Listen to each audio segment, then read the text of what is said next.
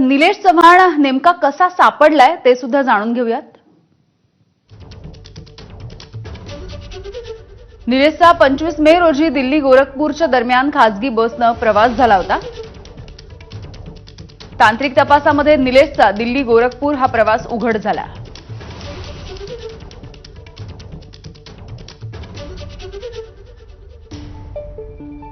सीसीटीव्हीच्या सहाय्यानं नेमकी बस सुद्धा ओळखण्यात यश आलंय।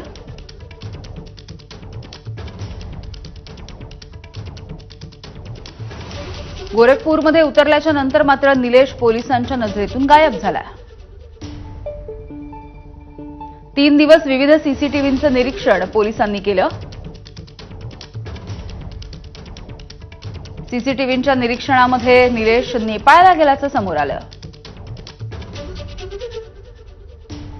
30 मे रोजी पिंपरी चिंचवड पोलीस भारत नेपाळ सीमेवरच्या उत्तर प्रदेशच्या सोनोलीमध्ये पोहोचले। सोनोलीमध्ये निलेश चव्हाण दिसताच पोलिसांकडून त्याच्या मुसक्या आवळण्यात यश आलं।